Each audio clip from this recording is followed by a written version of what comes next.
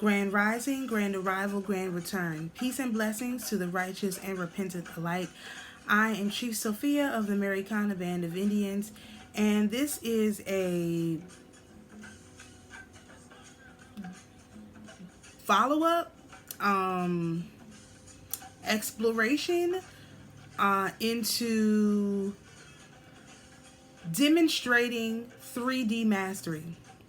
So earlier today, the channeler Magenta Pixie, she made a video and she was talking about a dream she had where she was given the opportunity to demonstrate a particular spiritual skill in the spirit realm, which was maintaining your calmness while in the midst of a chaotic situation.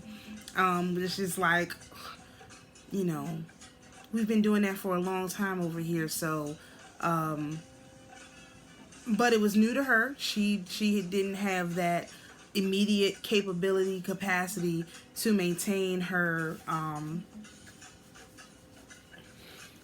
it wasn't, you know what, I would say that she did not understand that exploring the spiritual realm is not really something that you want to do. This whole, what do people call it? Time traveling, or people, it was something that people were, the word they were using, I can't remember. Anyway, she called it like lucid dreaming, or it's something else. It'll come to me. Anyway, she didn't have a lot of experience in managing her emotions within the dream realm. And so she was put by her spirit team, her guides, into a learning bubble, basically, so that she was able to have the experience of wanting to do something in the spirit realm and not destroying everything in the process, or creating karma in the process, because really that's basically what you can do if you're going into the spirit realm and you're doing these side missions where you're taking people out. You are accumulating karma that you're going to have to deal with. So after listening to her video, I was encouraged to make a video about some things that I have been researching and bringing up and rounding out some topics that need to be addressed once again, but from a different opinion than the original. So in the link in the description, I'm going to link a video that I did January the 15th. Then I think I did one January 13th, January 14th, and January 15th, or something like that. The video, one of the video is called Siddhar Bhogar and the Rise of Mars. Then I had a video that was called Navigating the Halls of Amenti. And then there was another video called The Original Being's Guide to Mahurta. Now, the Mahurta was on January the 15th. I probably let them pick the time, which the time was probably wrong, now that I know what I know about how the time works. So they probably got the time wrong, but still the Mahurta was more than likely on January the 15th. Wait a minute. I have notes because I want to make sure I cover everything. And it is a lot of information to cover, but I just realized I can check that date and see. We are in 2024. No, that didn't fall on the list, so it probably wasn't the right date. Anyway, not gonna worry about it. The Mahurta was basically the end of the Kali Yuga and designated the start of the Golden Age. And what happened was, oh, I need to talk about Sedna too. This videos might be a little bit long because I want to get all this into one video. So what happened with the Mahurta, just to remind people, in India they have trained 1,000 people to do mental wandering, vis-a-vis Bardon's book, which is really not Bardon's information. That's going to be in another video once we're ready to go into that. But they trained 1,000 people to do mental wandering, and every week they checked in with these people to see what they saw in the Akashic records, aka the halls of Amenti. And all of a sudden, all at the same time, all of these people started seeing the same thing: the Mahurta, the Mahurta, the Mahurta.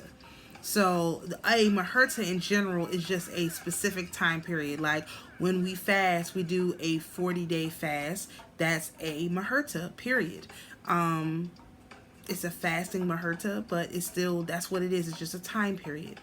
And so when all these people started seeing, basically had to be after our fast, our 40-day fast or our 22-day fast. The guy never gave the exact date, but all these individuals started seeing that we were moving out of the Kali Yuga much sooner than they expected. Now, you know, they expected for the Kali Yuga to last much, much longer. That was their plan, but it didn't work. This was in January now. We're going back to January. So they find the date. The date that they find is January the 15th. They start going around telling everybody the Mahurta is going to be on this day. Put your intentions out. Ask for what you want, so on and so forth. So I have a whole video about that. Now, before that, I had the video where I was talking about navigating the halls of Amenti. And this is really important because I talk in that video about the dimensions. So the dimensions is how many simultaneous concepts of God creation you can hold at once. Some people can only hold one concept. These are one-dimensional beings, NPCs, basically. Not just people with the Hebrew mind virus, but literal NPCs, people who they don't see a God outside themselves. That's still one-dimensional, and that's people who believe there's one God. There's only one God, and there's no other gods. That is a one-dimensional person. A two-dimensional person is a person who can hold the concept of a father/son God, and then well, basically like a father God and a son God, or a father/son, a father who is also the son, and then also the Holy Ghost. That would be a two-dimensional person. A three-dimensional person can hold the concept of Father, Son, and Holy Spirit. Three separate but equal, co-equal rulers.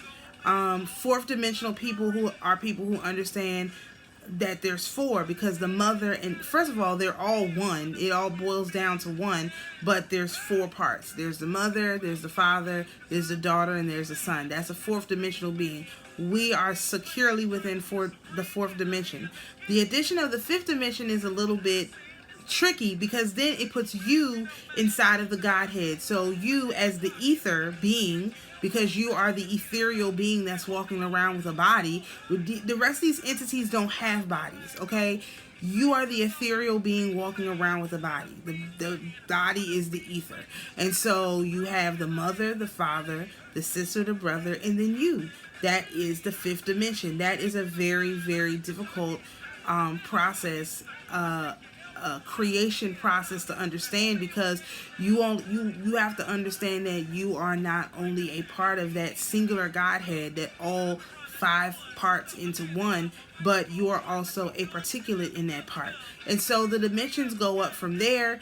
I'm assuming that like 12D is like each of the constellations is a god that's a part of it's subsections of a larger or a bigger part of themselves, basically. And so you can take this out to infinity. And as I mentioned in the video, a lot of the Hindu faith persons, they have multiple gods, and there's many different ways to do multiple gods, and we'll probably talk about that a little bit more. But first, I want to bring in this story.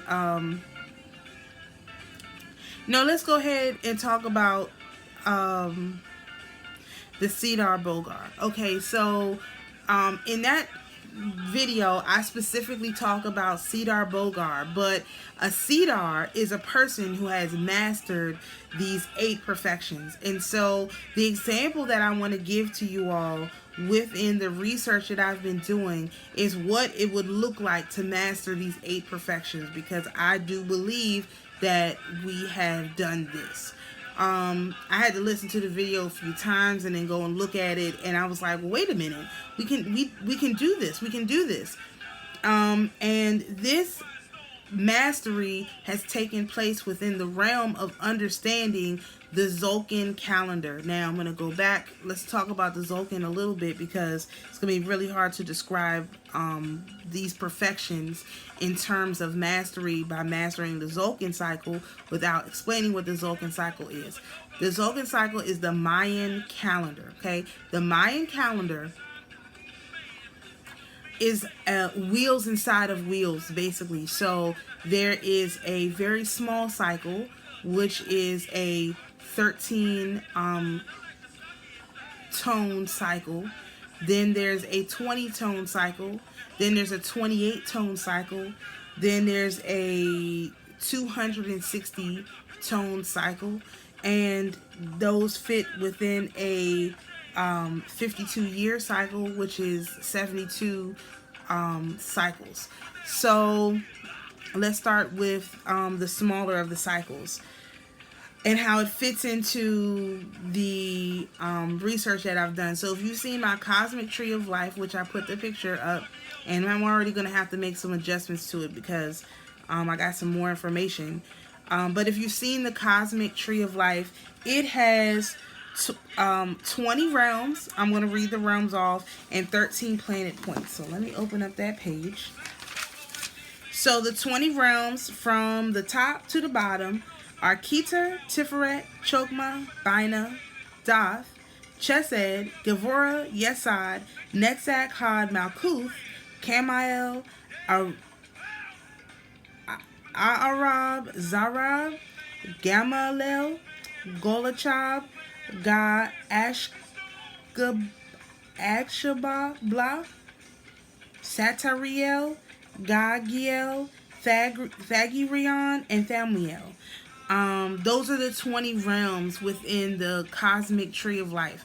And back to my video on the navigating the halls of Amenti, these 20 realms are a reflection of, so the top 10 realms reflect the bottom 10 realms. And really Malkuth is in the middle, but not exactly, because on the Cosmic Tree of Life that I made, I did not include I did not include Doth, because Doth is really the heart. The heart is not a part of the Tree of Life. The heart projects itself in from another realm, because our heart is not our own. We are borrowing that from the cosmic heart, and that projects itself in from the Neptune realm. And so therefore it is not accounted in the bottom half of the tree, because when you're navigating the bottom, you don't have a heart. You have to bring that heart from the top. So that's a totally different conversation for another day. But so Malkuth realm, which is the realm, the earth realm, is separated by a mirror. There's a mirror on each side. It's a mirror world that's run. The mirror world is run by the Olympic spirits. And so and there's 7 Olympic spirits. And so their realms are not included, because their realm is this realm. Just like Mount Olympus, those in that mythical story in Mount Olympus, they were here on the earth realm. They were not projecting themselves from an outside realm. They were actually physically here. So those are the 20 realms. And so the 13 planet points from 1 to 13 is ascendant. Then you have your south node and Pluto. That's why I put planet points, because Pluto reflects Pluto reflects itself into this realm through the south node. I hope that makes sense. Pluto reflects itself or channels itself into this realm through the south node. That's why your south node is all about transformation and change and kind of what you need to get away from, okay? Then there's Saturn, Earth, Mars, Jupiter, Sun, Neptune, Mercury, Venus, Moon, the north node, and Uranus are together. Uranus is a mirror, and Uranus again reflects itself into this realm through the north node, but Uranus itself is a mirror, and the 13th one is the descendant in your chart. So those are the 13 planetary points, and the ascendant and the descendant is how you enter and exit mirror world. So for example, if you're trying to deal with your karma, you go through your descendant into the lower realms. If you're trying to deal with, or you go through your ascendant. If you're trying to deal with the upper realms, you go through your ascendant. It's really your ascendant into the upper realms and your descendant into the lower realms. So when you need to go to the upper realms to gather your whatever it is, you do so through your ascendant. Your actual ascendant is like your calling card. It's like a representation of who you are. That's how you access the higher realms. Now, of course, if you don't know your own astrology, this is not going to mean anything to you. And that's, you can book a reading with me. That's the best that I can say. Send me an email. My samples are all examples of what the work looks like is all in the description, okay? So, the 2013 cycle is represented through the 20 realms and the 13 planet points. Then within the Mayan calendar, it is 13 moons. 13 moons, that's a 13. And there's a 28-day cycle. So there's 13 28-day cycles and then 1 day out of time. The 28-day cycles is the lunar mansion. So you can see already the moon is greatly important in this because you don't get out of this without that. Now, the lunar mansions, I haven't gone into this, but let me just go ahead and, piss everybody off at one time. The lunar cycle starts on the lunar cycle for the year starts the day after the Pisces full moon. So the Pisces full moon happens on one day. The next day, day 15 of the way they traditionally count the lunar cycle is day 1. It's the first day of the lunar new year. Why is that? Because from the full moon cycle, from the end of after the Pisces full moon, that next day, all the way to the next full moon is Aries, and that's 28 days. So that's actually the start of the lunar year. So if you have calendars or you follow the Chinese zodiac and they tell you that the lunar new year starts in February or whenever, that's not true.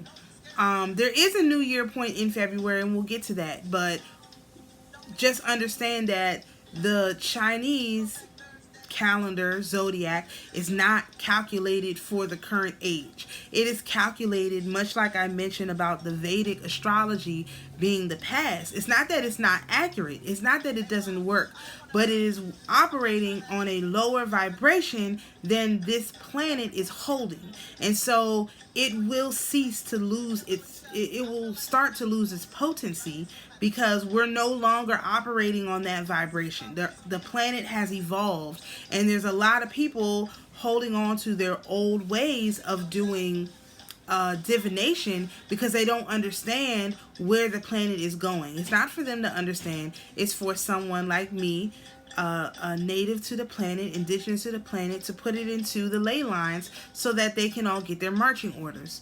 Because there's no other way that this information will come by. It just won't happen like that. So it's not to say that you can't calculate it like that.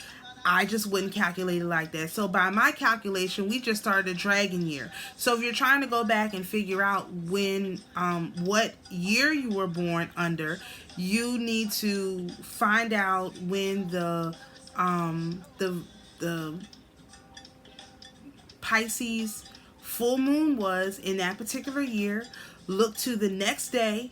That starts the lunar year. And so you start the lunar year with a full moon, because you want to start the year removing blockages. You don't want to start the year like receiving knowledge. You want to start the year by removing the blockages from the last year. So people don't really think about the stuff. So if you were born before around September in any given year, your lunar year is going to be the previous year. If you are born after September, like October, then your lunar year is going to be the year that it describes on the calendars. If you're born in September like me, you have to look and see when that Pisces full moon was. And if you were born before the Pisces full moon, it's the previous year. If you're born after the Pisces full moon, it's the actual year. So like me, I did my Chinese zodiac and I didn't think it was accurate. I felt like it was projecting onto me, because in the Chinese zodiac it says I was born in the year of the ox, which is like hard work and this and that, and I felt like that was accurate, but I did not feel like that was accurate for where I was going, who I am becoming. It was just accurate of who I was and where I come from, like my south node. And so when I recalculated those dates, I found out that I was actually born in the year of the rat, the year one. And I looked at year one and the explanation of what that meant, and that felt more accurate to me than being the year of the ox. So that's my personal story. I've looked at other people's charts and asked them if they resonate with it or whatever, and that seems to be accurate. So that's just information if you're interested in that kind of stuff. So that's the Chinese zodiac. There's also a Arabic zodiac or Arabic lunar mansions. Both of them are wrong. Like, you start your count on the full moon, okay? So you start your count on the full moon, not on the new moon. We're children of the light of the moon, not the darkness. Like, I just don't understand, like, I don't understand. I understand why people would think you would want the sun and the moon together, but that's not how it works. A good man amplifies a good woman, not overshadows her. And so we don't want to be overshadowed by these masculine energies. We want them to shine their light on us so that we can be the best versions of ourselves. So starting it with the new moon is highly patriarchal, and I'm not really anti-patriarchy or anything like that, but just to point out, starting your counting point with a patriarchal new moon is really, really weird to me. You would start it with a full moon, because the full moon allows the masculine energy to be in his full power and the feminine energy to be in her full power. Everybody is in full power. It's 100 and 100, which is what I always say. A good relationship is not 50-50. It's 100 and 100. And that's what a full moon is. You have the sun giving 100% and you have the moon giving 100%. So that's where we start our count. And again, you want to start with the day after Pisces, because the day after the Pisces full moon is literally the start of the Aries full moon cycle, because it goes from full moon to full moon. And so the year goes from full moon in Pisces to full moon in Pisces to full moon in Pisces. Really, it's the day after. So it's kind of it's like that. So eventually we will have, calendars and almanacs and whatever to go back and recalculate all this stuff these people have gotten wrong, because I have a whole page of stuff they've gotten wrong, really. So that's a 28-day cycle with the lunar mansions. So the Tzolkien calendar, and I'm not going to call it the Mayan calendar because the Mayans don't understand it.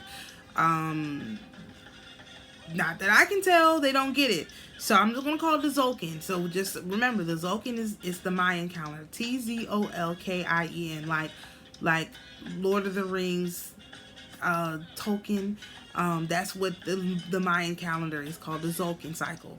And so what I found in my research of the Tzolkien cycle is that, again, the saying that it's the Mayan calendar is unfair. They use it, but they don't understand how it's used. One of the very first articles that I read from a college on this particular calendar cycle is that it was not influenced by astrology. So immediately I knew to throw what those people were saying out the window, because everything has a celestial impact. And so if you don't know how to tie it into astrology, you should say that. But to say that it doesn't have a tie-in with astrology is actually not true. And I have actually done the math, and I'm going to tell you how it's tied into astrology. The Tzolkien cycle resets every 52 years. Now, you may think that's a little insignificant, but it's very, very significant. I'll give you a few ways that it's significant. There are 72 260-day cycles in this 52-year period, plus 200 days. Exactly 200 days. Now, the whole cycle is 260 days. So, basically what happens with this cycle is that there's a wobble, and the wobble is 200 days. And there's a wobble in every single calculation. If you look at my any of my things, there's a wobble. There's a wobble because black women wobble, okay? We wobble when we walk.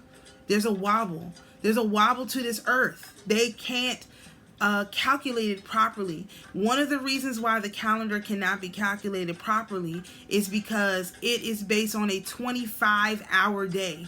We do not have 25 hours in the day right now, and we don't have a way to calculate a 25-hour day. We can barely calculate a 24-hour day without having to do a lot of major corrections. So basically, each day in the Tzolkien calendar is 25 hours. If we had the perfect 25 hours, these numbers would work out perfectly. We don't have a way to account for a 25-hour day. We can only account for a 24-hour day, and therefore it's more than 24 hours. 25 hours is more than 24 hours, so we have to round up. So when I did my math, I started the cycle in 2005, which I'll get back to that in a minute. And from 2005 to 2057, when the cycle ends, I did 261 days per cycle, and that's how I got my 72 260-day cycles, and plus 200 extra days. And so we don't exactly know how those 200 days go. My assumption is that because day 200 is a galactic portal day, we just jump ahead back to 1. That's my assumption. When we get to 2057, I'll know for sure. And if I meet anybody who's born in that time period, from the last, when we ended the cycle, which would be basically like May of 2005. Anybody born between May of 2005 and no, wait, I said May. Hold on, I can tell you exactly.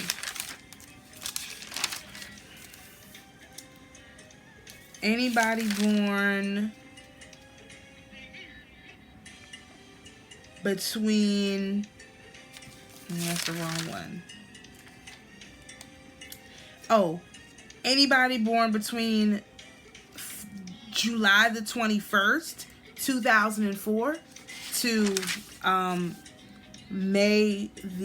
February the 5th, 2005. So between July the 21st, 2004 to February the 5th, 2005. Those are the people I need to figure out. I need to figure out how that, what their lives are like, so that I can assess how that cycle ended and how the new cycle started. That was the 200 days period that I was mentioning. And that happens every cycle. All right. So now, the reason why the Mayans say that this doesn't deal with astrology, even though it clearly does, everything about it is astrological in nature, is because we were in a lower dimensional state, meaning back to that whole discussion of the 1 dimension, 2 dimension. If we were in a 12th dimensional state, right, where we understood everything inside of the 12 zodiac signs, right, and we fell down to a 1-dimensional state, that means we lost access to everything within those 12 zodiac signs. Some of the bodies within those 12 zodiac signs were not just planets, because you have planets that weren't discovered, like Uranus wasn't discovered until like the 1880s. These planets weren't discovered. Neptune, interestingly enough, was only discovered because when the people were doing the calculations for the other planets, they noticed a wobble, and they said there must be a planet there, and they still could not see the planet. So because they could not see the planet, they could not properly track it the way that they were doing the other planets. And so that's the reason why the Mayan way of calculating the calendar it doesn't account for the wobble, because they're accounting for what they can see with their eyes. They're not accounting for mathematical errors. Or again, the black woman wobble. We wobble when we walk. This planet wobbles. They don't know how to account for that at all. They're doing a terrible job at accounting for it. This is why you have daylight savings. They don't know what to do. We wobble at, like, from one side when we hit the daylight saving, and then we wobble back to the other side when we go back to standard time. They don't know how to account for it. So they just change the hours because they have no other way of accounting for it. It changes people so much that they have to account for it with daylight savings. Switching from daylight savings to standard time, they have no other way of accounting for it. They just don't. And so that whole talk of getting rid of it is so unnecessary, because they have no way. People would be so off, they would be begging for it to come back. So I doubt that they're going to remove it, because they're just going to have to explain the truth to people, honestly. Like, they're just going to have to tell them the truth. There's a wobble, and the daylight savings accounts for the wobble. I just don't understand. It's very simple. You understand it already, and I just said it one time. So there is a planet that rules the 260 year, because the reason why the cycle resets every 52 years is that is when the larger cycle interacts with the smaller cycle. And the timing is not exact. It's any time within those 200 days, but the actual start of the new cycle has to deal with the alignment of the zodiac at a particular time at 6 a.m. That's what it has to deal with. So when the cycle starts, the cycle starts for every year, 365 day year, when the ascendant reaches 25 degrees Aquarius. And that particular, at 6 a.m., that particular day is February the 7th. The cycle restarts on February the 7th every year. Actually, it's February the 6th the cycle restarts, and then you start counting the next day. So February 6th every year, the ascendant reaches 25 degrees of Capricorn. 25 degrees of Capricorn. That is when the year starts. And you will notice that that 25 degrees of Capricorn very much come close to where the Chinese calculate their Lunar New Year currently. So they're not basing it on nothing. And also this tells me that the Mayan people and the Chinese people are probably the same people, because they calculate their things the same way. They just don't even know that's what it is. So, because the cycle starts whether they calculate it right or not. This is the whole thing. Whether they are calculating it right publicly or not, the cycle starts on 2/6 at 25 degrees of Aquarius. It's really 2/7. 2/7 at 25 degrees of Aquarius, that's when the cycle starts. 2/6 is the day at a time. 2/7 is when the cycle starts. Okay? So that's the ascendant, 25 degrees of Capricorn. Now there's another cycle that's simultaneously... Oh, wait a minute, let me go back. There's a planet or asteroid that has a 52 about year cycle, and that would be Chiron. So at the time when... Chiron wasn't discovered until 1977. We didn't have the capacity... Understand me. We didn't have the capacity of identifying the planet that was associated with this cycle until 1977. Before then, they could not identify a planet that this cycle was associated with. I have a prediction. My prediction is they're going to find a planet or asteroid that has a 260-year cycle. Because there's right now there's nothing that has a 260-year cycle. Pluto is 248, really 230. That's not long enough. It's 260 years. So they're going to discover a planet outside of Pluto and outside of Sedna that has a 260-year cycle. I don't know how long it's going to take them, but they are. So keep your eyes posted for that 260-year cycle planet. My guess is that they're going to discover it at either 25 degrees of Capricorn or 25 degrees of Aquarius. Now, what is with 25 degrees of Aquarius? 25 degrees of Aquarius is a particular point in the Pluto cycle where the cycle resets. So really...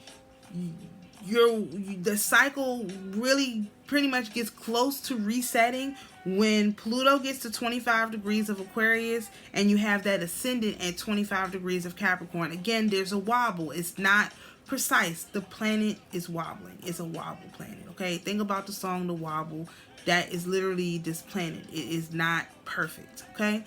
This is why we can't be on a flat earth, because it wobbles. If you have a flat something, it doesn't wobble. It would flounder. That's not a wobble. We have a literal, like, a sachet, okay? Planet is sashaying. So, Chiron rules the smaller 52-year cycles, and then this Pluto in Aquarius has to deal with the larger cycle, but it's not the one that actually rules the 260-year cycle. We don't know what planet that is yet. It has not been yet to be discovered, okay? So I can calculate now people's actual kin number, because on the Tzolkien cycle, everybody is born on one of 260 days, okay? And so based on what day you were born on, that tells you it also tells you a good day, a favorable day for you throughout the year, because it's not going to land on your birthday again, like probably ever. So you really have to have that day calculated properly. And the days when your birthday does land, that's going to be a favorable day for you. You join that kin family for that year. But that's not your native kin family. Your native kin family, your native soul tribe number is one of those 260 numbers, which I can, like I said, I can now calculate that. I've done it for the past 100 years.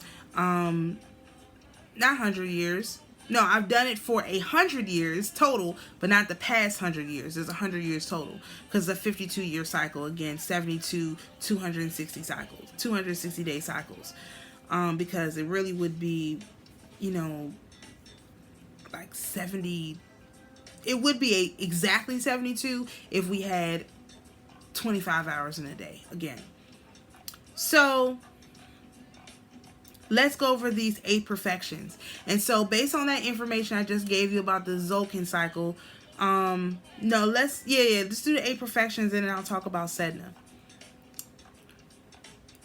Based on that information I just gave you about the Tzolkien cycle and also the Mahurta and all of that, let's go through these 8 perfections. And I will explain how, from my perspective, I have interfaced with these 8 perfections over the last few days when I've been doing this specific research.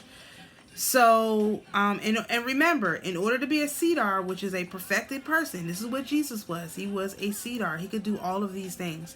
You have to be able to do all of these things. If you can do these things, you experience heaven on earth. That's basically what it is, because you have mastered yourself and the elements around you and the different spirits.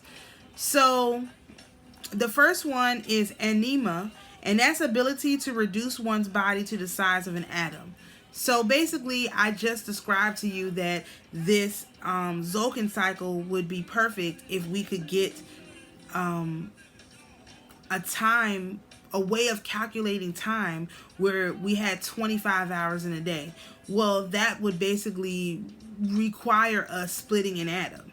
So I just described what that would be like. It would be like the ability to put 25 hours in a day. We can't do that now. We don't have that capability, but I do, because I did these calculations and I figured out, if we had 25 hours in a day, this would work out perfectly. So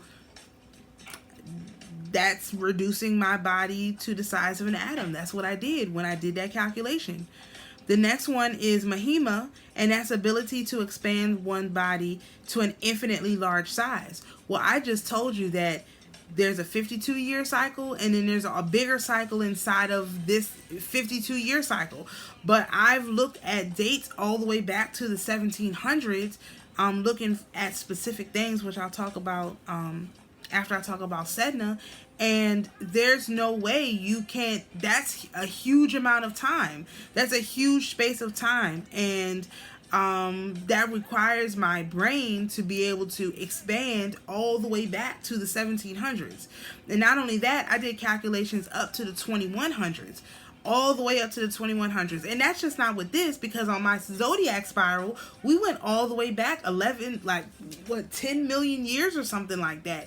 And all the way forward to a number I couldn't even count. So I had already done that with my tarot spiral, but now I've done it with this Tzolkien cycle. So that's 2 different ways I've made myself, me personally, infinitely large, because your brain has to be able to process what a life was like 10 million years ago, and also, or 10,000 years ago, 100,000 years ago, and also 100,000 years from now. That makes you an infinitely large entity. Okay, the next one is Laghima, and that's ability to become weightless. While I was doing all of that, that was in my mind. So I actually didn't weigh anything. I was able to go all the way back to the back, all the way front to the front, without carrying my body with me. That would be weightless. Okay. The next one is Garima, and that's ability to become heavy or dense. I brought all of that information into the present period and wrote it down on a piece of paper. The piece of paper that is an extension of me, my hands, my handiwork, is infinitely heavy because it's carrying hundreds of years of data research on a piece of paper. I'm carrying an infinitely heavy amount of information on a piece of paper. That would be what that is. Because it's dense information. I'm carrying a infinitely dense amount of information on a piece of paper. I can look back to, a specific day, tell you the mantra for that day based on the Tzolkien cycle.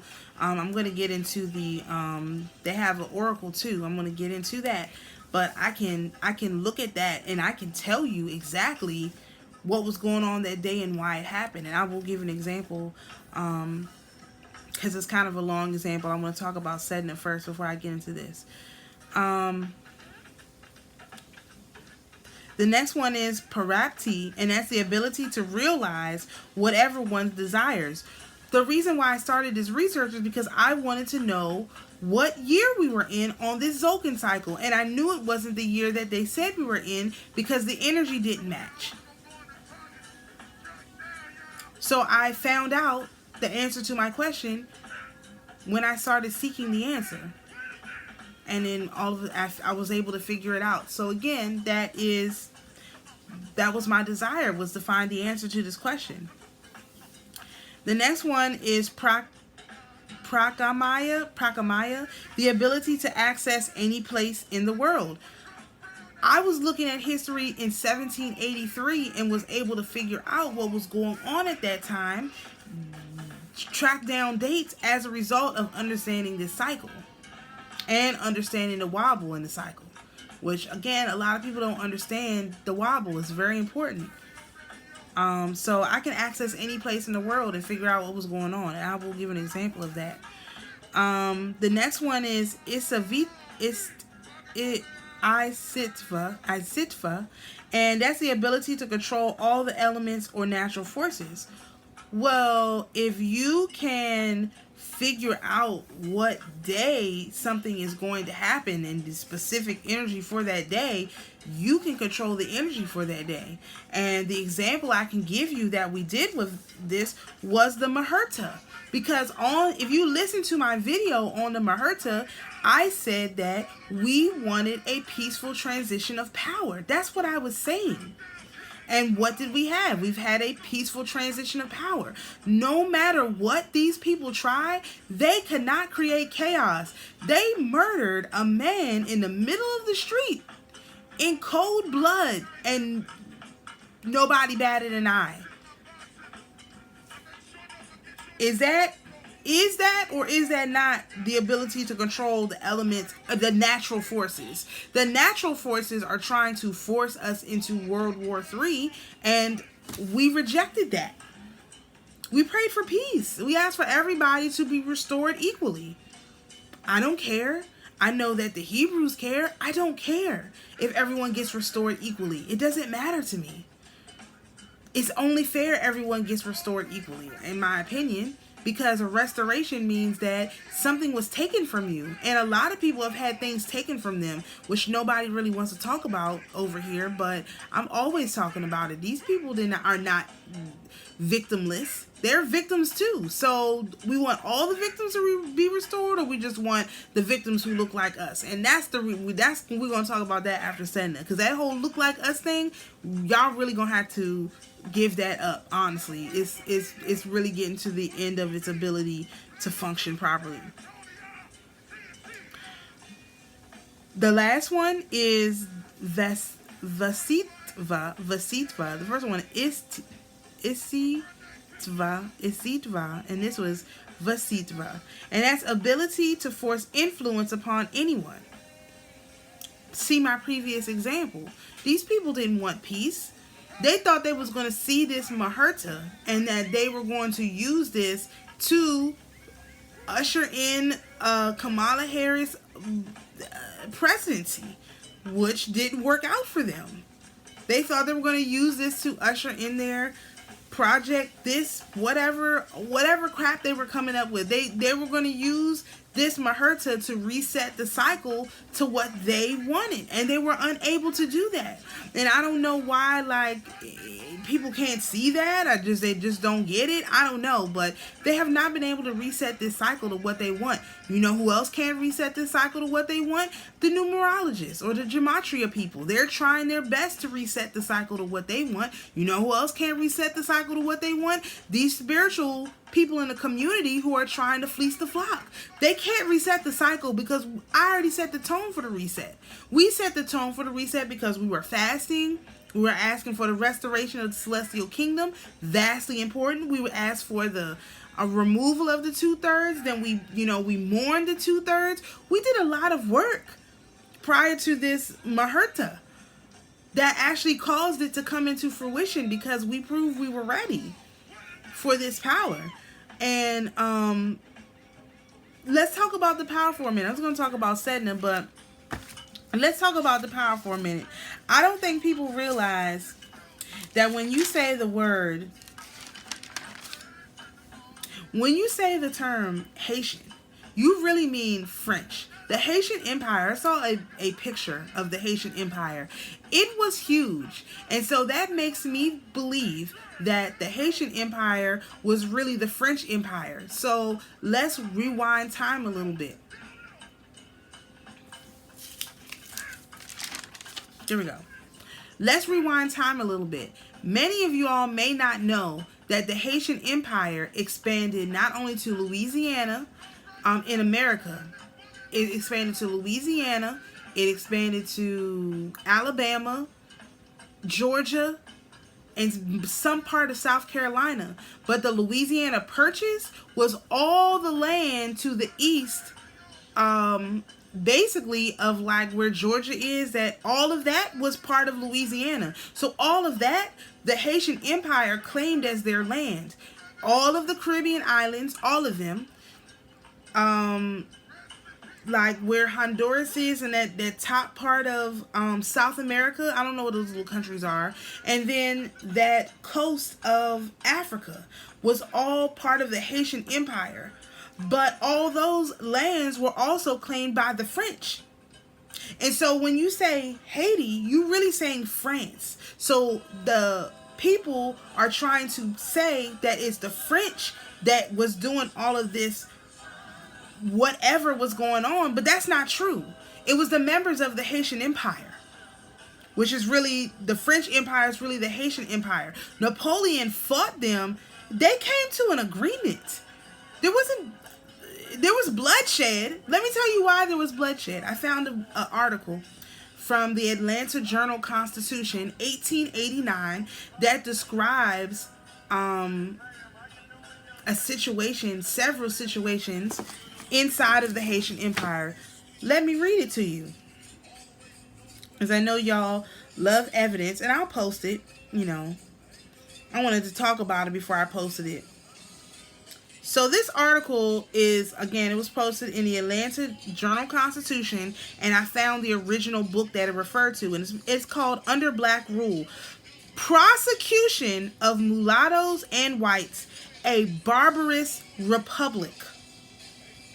Who were mulattoes? Just a mulatto was a person who was half American native and half Haitian, basically. That was a mulatto. This had nothing to do with white people. Whites were a separate group. If you were white, you were a separate group. Mulatto was specifically referred to natives, people, the native people on this land. Because the Haitian Empire spread all through this land. They took over this land. So it is my belief that the 13% of the population they say that is black, quote unquote, is 13% of the people who are the actual real natives of this land. The other people are not native to this land. They've been here for a long time, but they're not native. And so, yeah, it is probably 13% of people who are native to this land. I'm one of those 13%. They're not like us, okay? They're not like me. Let's read this. Some of this. Let me skip down a little bit. Okay, so let me read from top. Okay, a writer in the Richmond Dispatch quotes from two books on Haiti by St. John and Frond to show the condition of affairs in a country where the black started out under the blessings of civilization and relapsed into barbarism. Among the quotations from St. John are the following: if Toussaint was a Clement, Dessalines was the reverse. And I told y'all about Dessalines when we canceled that Haitian independence document. And the mulattoes that declared that he killed the upwards of 10,000 of their caste. Dessalines killed upwards of 10,000 mulattoes. Who are the mulattoes again? The native people to the land. The Haitian Empire killed upwards of 10,000 native persons. Okay? From the palace, the massacring passed on to the town, where every mulatto who showed himself was murdered. There is a marked line drawn between the black and the mulatto. Wait a minute. The black? Oh, you mean the Haitians. The Haitian Empire loyalists. That's what they are. The Haitian loyalists and the mulatto. The mulatto being the native person to the land.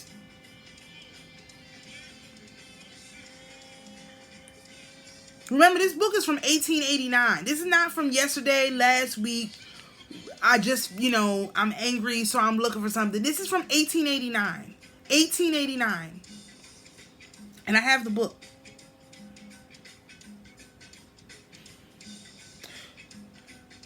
Proscriptions, judicial matters, massacres have arisen and will continue to arise as long as this deplorable feeling prevails.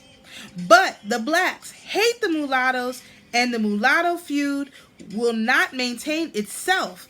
As with the independence of the blacks, the intimacy between the blacks and the whites diminishes and must diminish. I don't know what that word is. Yeah, it must diminish. I gotta look at the original book for that line. Okay? The first act of General Dessalines, a black, in 1804, was to decree that all French, except priests and doctors, should be massacred, and made attorney through the different departments, and pitilessly massacred every French man, woman, or child that fell his way. In the police courts, the whites know their fate beforehand. Wait a minute. In the police courts, the whites know their fate beforehand. I thought they said that's what they did to us here. So where did these Jim Crow people get it from? Who were they erecting their revenge on? Was it supposed to be us, or was it supposed to be the loyalists to the Haitian Empire? Because what happened was they did it to us, and they don't realize they're not like us. Don't do that to us. We weren't the ones who did this to y'all. This was them. Esau, Edom, Cain. That's who did that to them, not us. No. We Jacob. Seth. Okay? Melchizedek. The real Melchizedek. We're not Cain. We're not Edom. We're not Esau. They are Esau. Truth be told. And you know them by their fruits. You will know them by their fruits.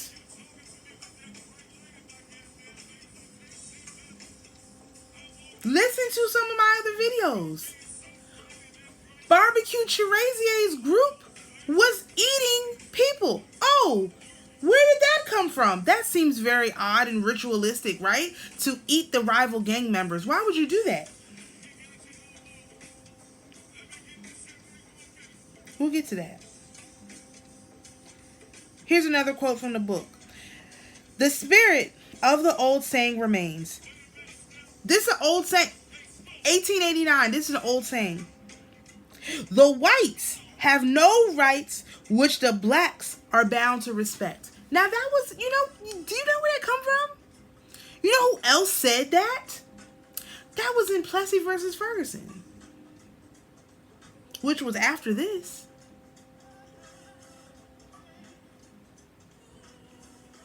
That case was decided based on the fact that Ferguson was one of these loyalists to the Haitian Empire. And this was an exact quote. The spirit of the old saying remains that the whites have no rights which the blacks are bound to respect.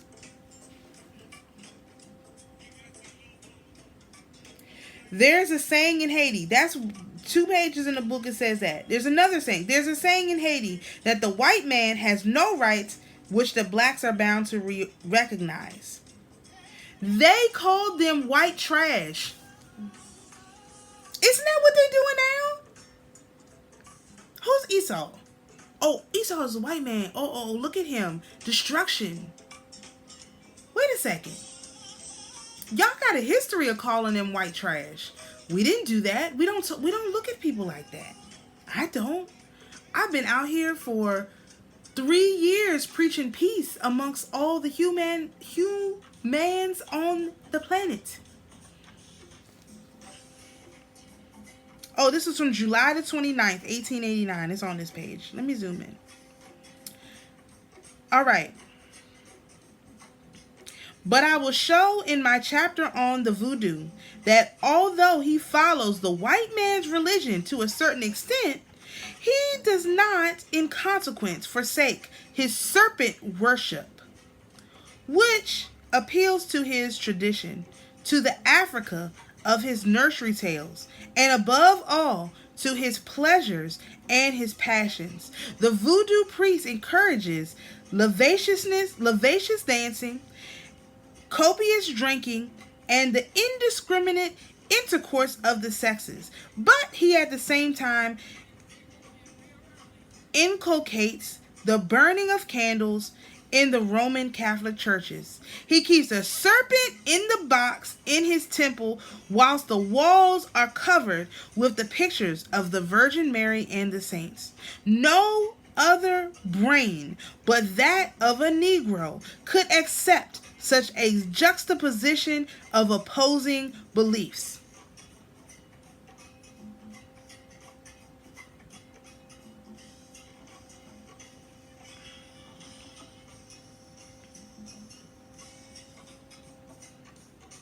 He introduced me to one of his brother officers who had been in Haiti, spite of Sir Spencer St. John, spite of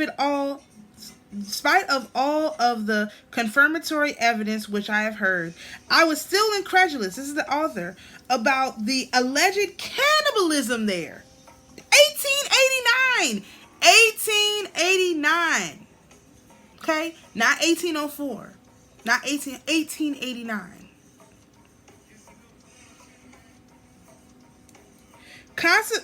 Constitutions and belief in progress may satisfy Europe, but will not answer in Jamaica. Whoa, Jamaica. Oh, because Jamaica was a part of the Haitian Empire.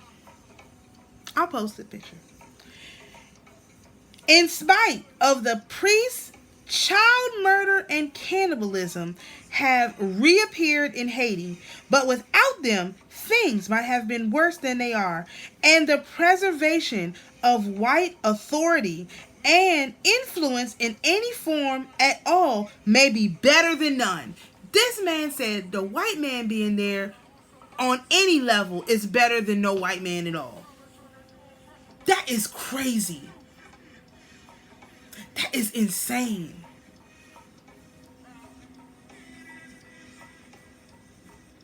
We in the West Indies have a population to deal with, the enormous majority of whom are of an inferior race. Inferior, I am obligated to call them because as yet, and as a body, they have shown no capacity to rise above the condition of their ancestors, except under European laws, European education, and European authority to keep them from making war upon one another. I did not write that. I read that out of newspaper. That was printed in the newspaper. The Atlanta Journal-Constitution, Monday, July the 29th, 1889.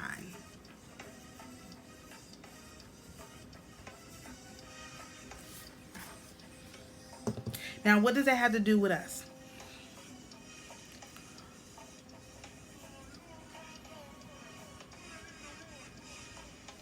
If the French Empire is really the Haitian Empire. We know there's a hidden black hand. I haven't talked about that in a long time, but the demonic nine and all of them, the Masons and all of these people, right? The French Empire is really the Haitian Empire. They just scratched Haiti off and put French. They speak French, okay? There was a French-Indian War. And this war ended in 9/3/1783 with the Treaty of Paris.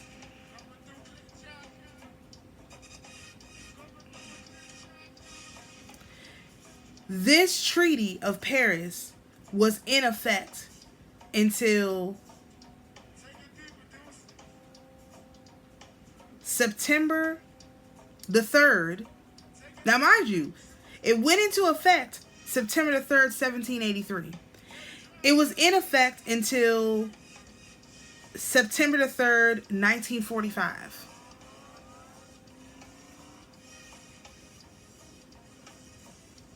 That was exactly 162 years. Neptune has a transit of 160 years. So they use Neptune propaganda to start this treaty. And if you read the Treaty of Paris, 1783 Treaty of Paris, which we may do in another video, I'm not going to get into all of that right now.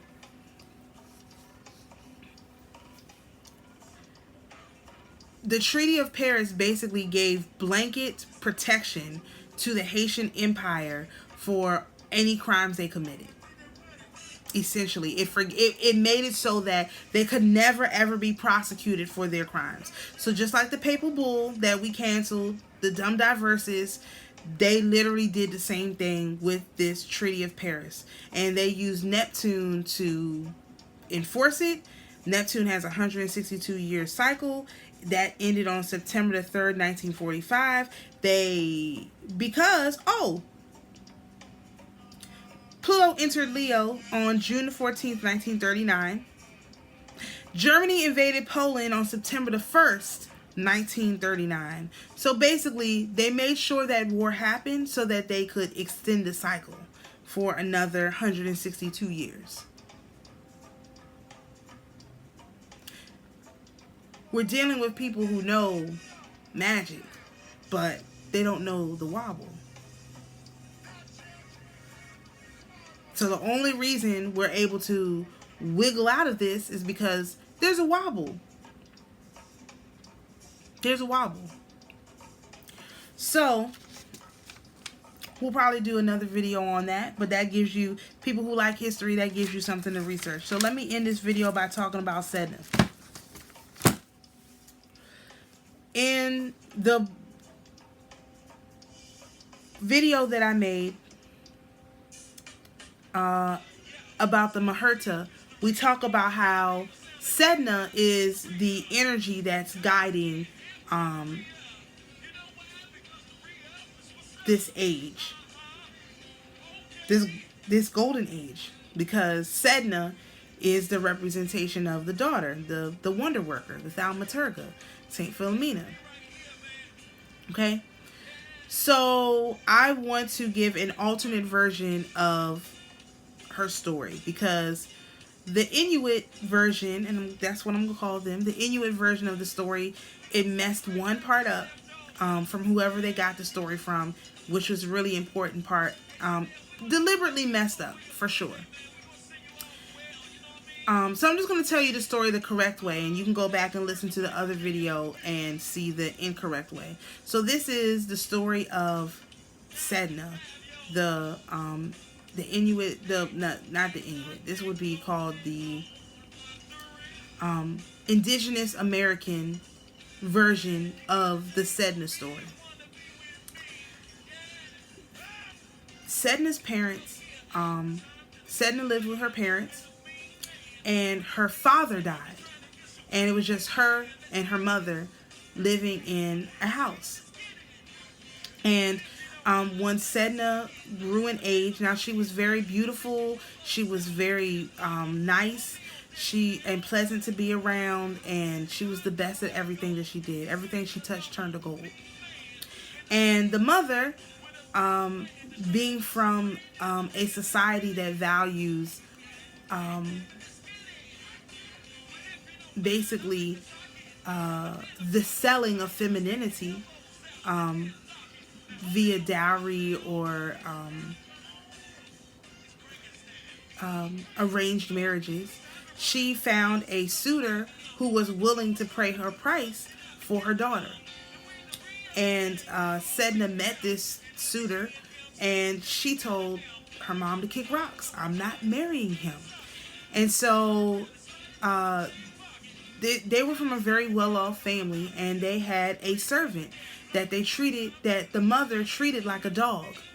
And so the mother said, okay, I'm going to leave my dog servant with you because that's all you deserve, since you don't want to go along with my plan. And much like our women, she fell in love with this dog servant because that's what we do. And she decided she was going to rehabilitate his image. And so in the process, she gets pregnant.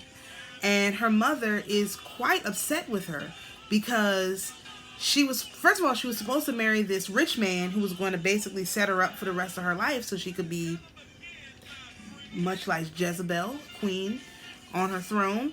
But instead, she's with this servant boy. And she gets really upset. And so she loads the daughter up on a boat and takes her out to a middle of an island and leaves her there with no food and no resources and no nothing, pregnant. And so the servant dog, having compassion on, the love of his life, packs a pack up of food and supplies and swims across the water over to Sedna and gives her nourishment so that she can deliver healthily. So she delivers her children healthily. So the mother, in her great despair over what has happened, she's upset that Sedna's live. And so she sees the dog servant going to take more supplies to Sedna, and she puts rocks in his bag instead of the supplies, unbeknownst to him, and he drowns in the water. And so the mother then takes a boat and she starts to head over to Sedna. Sedna's so worried about the survival of her children. She puts the children, so her children that she has are many, and half of them are dog-like and half of them are human-like. And so she puts the dog-like ones in one shoe and sends it out on the river, and these dog-like ones become the ancestors of the white man. And she puts the human-like ones in another shoe and sends them out, and these ones become the ancestors of the quote-unquote Native Americans, the Inuits. And when the mother, before the mother can get to Sedna, a man comes by on a boat and basically rescues her off this island. And so he tells her, if you'll be my wife, I'll take care of you. And she agrees. And so he begins to pedal the boat. And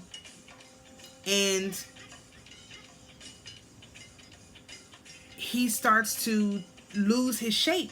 And so he goes from being a regular human, much like she was, to having a bird head. And so she's okay with this. It doesn't bother her so much. They get back to his nest in his secret island, wherever they go, and she bears him a son. And the mother grows distraught again that her daughter is gone, and she goes looking for her. And so she finds Sedna and she says, let me take you back home and take care of you or whatever. And I don't know whether Sedna agrees or not, or if she just decides that she's going to take her. Because she's still thinking about that dowry that she could get if she came back with this daughter. And so the husband comes back to the nest and finds that she's gone. And so he turns into a bird and flies over the water until he finds Sedna on the boat with the mother. And he conjures up for lack of a better word, one of these gorgons with his wings into basically a hurricane, like winds. And as he is flapping his wings, the mother decides that she's going to take off without Sedna. So she pushes Sedna out the boat, but Sedna is holding on to the boat with her fingers. And so the mother takes her knife out, her trusty pocket knife out, and she cuts off one of Sedna's fingers, and that finger becomes a whale. And she cuts off another finger, and that becomes a walrus, until she's cut off all of Sedna's fingers. And Sedna begins to sink to the bottom of the ocean. The goddess of the moon and the goddess of the wind see what has become of Sedna and offer her the ability to become the goddess of the ocean. And so Sedna becomes the goddess of the ocean, and her dog servant husband is down there, and they rule their underwater kingdom together. The mother makes it home, and she's so distraught over her daughter.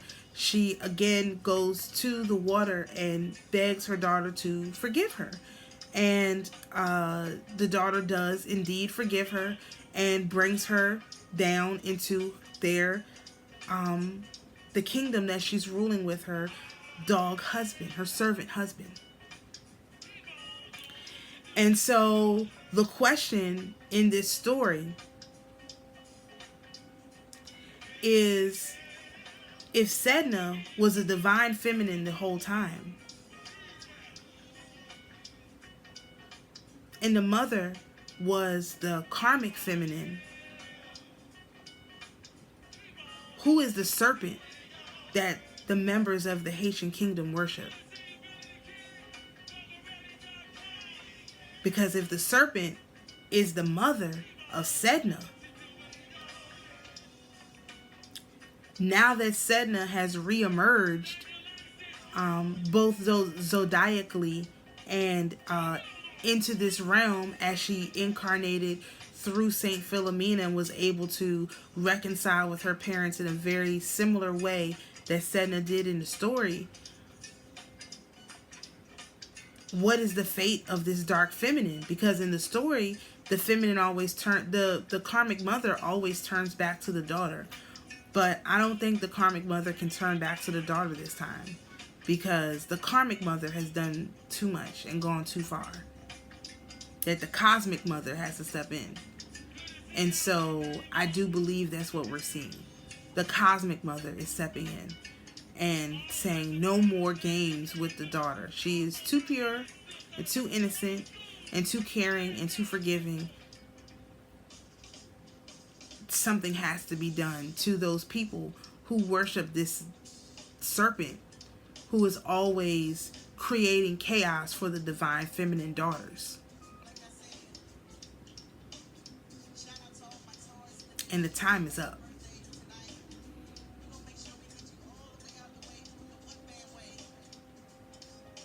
So this is my demonstration of my 3D mastery. This is my grand thesis on this.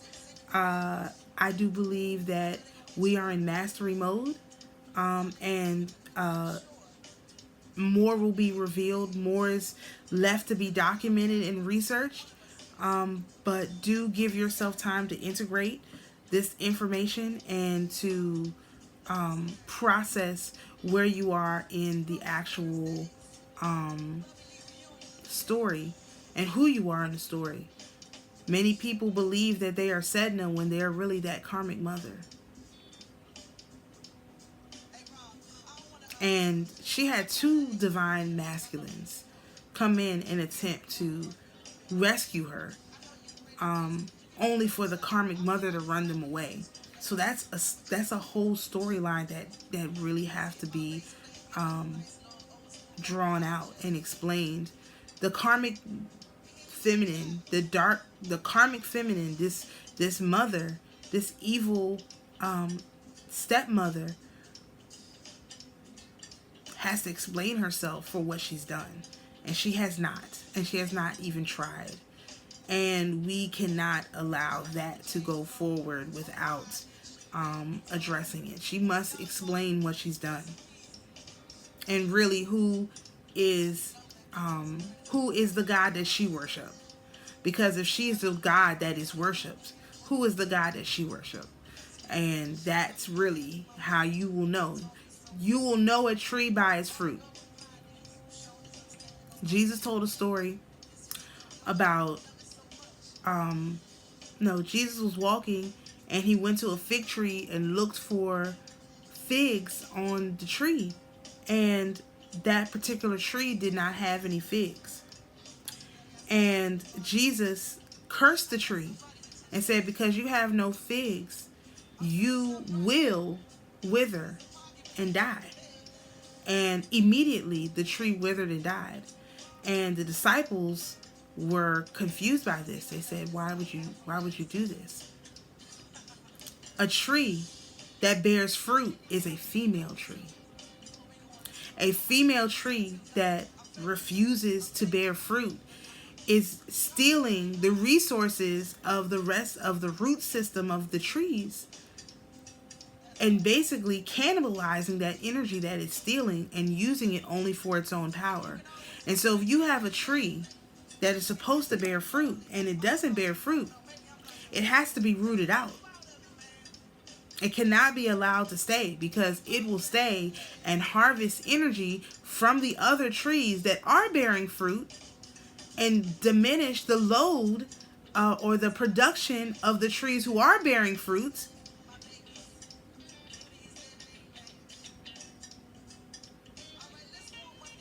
For nothing, for no reason, because that tree cannot bear fruit. So be very careful about trees that aren't bearing fruit. It's not that you have to command them to wither and die like Jesus did. That was extreme. But placing your energy with individuals who are not bearing fruit is very dangerous, because you will take on the karma that they're accumulating, because you're the one who's bearing fruit. People who aren't bearing fruit will never have to deal with the karma. That's one way they get out of it, because they say, "Oh, I won't do anything." If they do nothing, they bear no fruit. There is no karma. The karma only gets worked out on the people who are bearing the fruit.